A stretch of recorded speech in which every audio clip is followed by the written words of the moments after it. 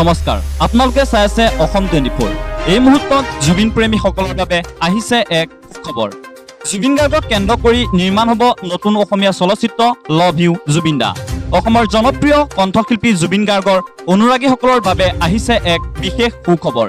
জুবিন গাৰ্গৰ প্ৰতি থকা ভালপোৱা শ্ৰদ্ধা আৰু আবেগক আধাৰ কৰি শীঘ্ৰে নিৰ্মাণ হ'ব এখন ব্যতিক্ৰমী অসমীয়া চলচ্চিত্ৰ লভ ইউ জুবিন দা ইতিমধ্যে ছবিখনৰ আনুষ্ঠানিক ঘোষণা কৰা হৈছে Greeves Media and Production আৰু Barsha Moviesৰ বেনাৰত নিৰ্মাণ হ'বলগীয়া এই ছবিখনৰ প্ৰযোজক মহম্মদ ফাৰুকুদ্দিন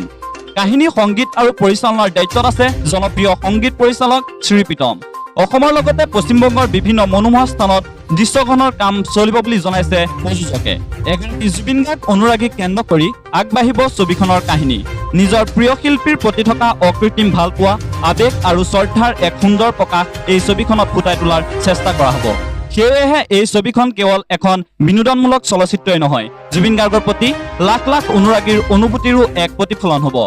ছবিখনৰ আটাইতকৈ ডাঙৰ আকৰ্ষণ হৈছে জুবিন গাৰ্গৰ এতিয়ালৈকে মুক্তি নোপোৱা দুটাকৈ বিশেষ গান এই ছবিখনৰ জৰিয়তে প্ৰথমবাৰৰ বাবে দৰ্শকৰ ওচৰলৈ আহিব এই খবৰে ইতিমধ্যে জুবিন প্ৰেমীসকলৰ মাজত যথেষ্ট উৎসাহ আৰু কৌতূহলৰ সৃষ্টি কৰিছে চিনেমাখন বেংগলৰ পৰা তেওঁলোকে তৈয়াৰ কৰিবলৈ লৈছে Greeves Media and Production আৰু Barsha Moviesৰ বেনাৰত তেওঁলোকে সংযোজিত হৈ আৰম্ভ কৰিব বিচাৰিছে মহম্মদ ফাৰুকুদ্দিন প্ৰডিউচাৰ আৰু শ্ৰী প্ৰীতম তেওঁ খুব ভাল এজন মিউজিক ডিৰেক্টৰ জুবিনে আগতে বহুত গান গাইছে শ্ৰী প্ৰীতমৰ লগত তেওঁ ষ্টৰিটোও লিখিছে আৰু জুবিনৰ লগত আচলতে খুব আৱেগিকভাৱে তেওঁ জড়িত সেইকাৰণে ষ্টৰিটো তেওঁ লিখিছে মিউজিক ডিৰেকশ্যনো তেওঁৰ ডাইৰেকশ্যনো তেওঁই কৰিব অসম আৰু ৱেষ্ট বেংগলৰ বিভিন্ন পটভূমিত চিনেমাখন তৈয়াৰ হ'ব লোকেশ্যনো তেনেদৰে থাকিব লাভ ইউ জুবিন দা চিনেমাখনৰ নাম গতিকে নামটো শুনিলেই গম পায় যে তেওঁলোকৰ মৰম তেওঁলোকৰ ভালপোৱাখিনিয়ে দিব বিচাৰিছে জুবিনক আৰু তেনেদৰে